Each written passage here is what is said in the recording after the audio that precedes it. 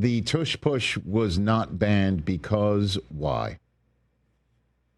You need 24 votes to Oh, I pass know it. that, but you know what I'm saying. You know what I'm asking. Why did No, it I get to know. 24?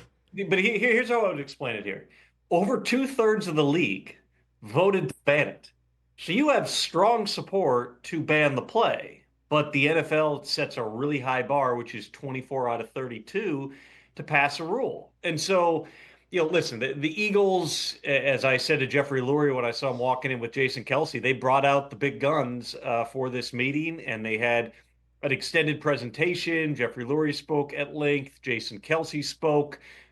Showed some plays, explained his perspective on it. But I haven't talked to anyone who was like, boy, I was going to vote to ban it. And then after listening to those speeches, I decided that I was going to not vote that direction. I mean, the most prevailing sentiment that I heard from owners and team presidents was, I can't believe we're talking this much about a play that is run this little. It came up not because the Eagles are so good at it. But there were certainly teams that I spoke to that were not going to vote in favor of banning the play because part of the logic was, well, if we come up with a play that's really, really good, we don't want that to get scrutinized. We don't want to set the precedent that a really effective play that's within the rules suddenly must be illegal. I spoke to other people who said, hey, we got a really good offensive line. And remember, the Packers' proposal that they tweaked, they controlled the language, not the competition committee.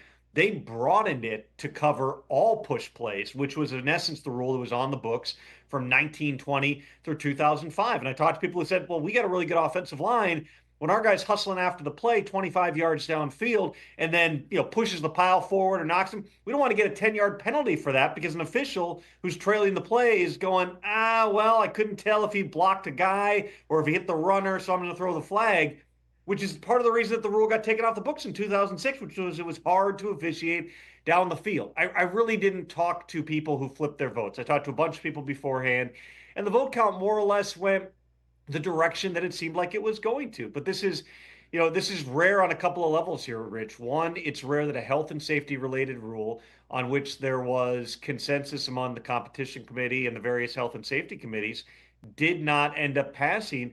But it was also the first health and safety related rule on which there was no injury data.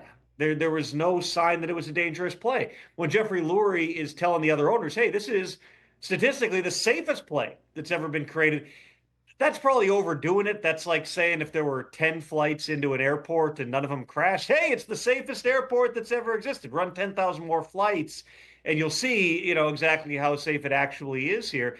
But without that additional data, it was a little bit of a harder sell to some people to buy into that. There definitely were people who looked at this as, more of a rugby style play and they just wanted it gone for that reason. There were a bunch of reasons for people to vote to ban the play, but in terms of the teams that ultimately did not vote for it, there were a bunch of different explanations that I heard, and it ended up coming up 2 votes short of passage. And we'll see now, based on the data they collect, injury and otherwise, through the 2025 season, whether this comes up again next March. Well, I mean, in terms of the data you collect, Tom, you and I both watch a ton of football. We all do here in this room, and anybody in the sound of our voices or watching us on television, marveling at your hair. All of us collectively. I don't recall the last time there was a tush push and play was stopped because somebody needed to be carted off or was taken off the field. No. Or the next play, if it was stopped or if it wasn't a touchdown or if it was a first down in the middle of the field and then we're going, that the independent neurologist buzzed down. I just don't remember it, which leads me to believe the Lions share, even though the Lions were a team that voted to keep the play, the Lions share figuratively of those who are voting to ban it were doing it because they couldn't stop it. That's just the general sense I have. And I'm wondering how many do you feel were voting to get this play out because they couldn't beat it? Tom? I didn't get the sense that that was a prevailing sentiment. Now, are some of the coaches going, this is BS, this looks like a rugby play, like it's unfair? Because that was one thing that I heard as well, which was, well, offenses already have all these inherent protections. They already, have the forward progress rule where if, hey, they're stopped, they blow the play dead. If the defense keeps getting pushed back, then that's allowed to happen. There already was kind of an unfairness aspect to that. My sense of it, though, was, and you go back to March, Rich, when the room was more split, they gained a half dozen or so votes in the past couple of months here. And a big factor in this, even though you're right, there is no injury data, there's no documented acute injuries that have occurred on this play.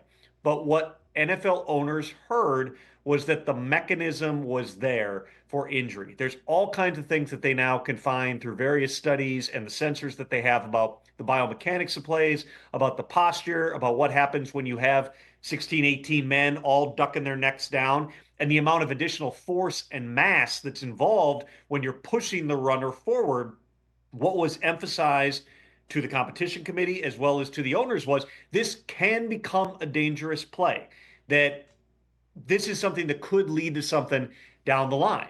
So when you end up in that spot and everybody is telling you, hey, this could become a dangerous play, again, that's the reason, Rich, when we've had votes to change the kickoff, which was not particularly popular at the time. When it was, let's change the rules on hits on defenseless players. When Ryan Shazier suffers a career-ending neck injury, and there are already rules on the books about you can't spear. You can't put your head down and drive it into somebody. But what did they do? They rewrote the rule to ban all crown of the helmet contact, and that rule and language has continued to evolve. Usually when you have the competition committee, the league office, and the health and safety committees all saying, this is dangerous, we got to get it out, usually owners are going to vote in favor of that. And again, 22 out of 32 teams voted in favor. But without that additional actual injury data, plus some of those other football related considerations that I mentioned, you just didn't get enough teams to say, we're going to vote to take this play out. Nobody is rooting, including the 22 teams that voted to ban it. Nobody is rooting for somebody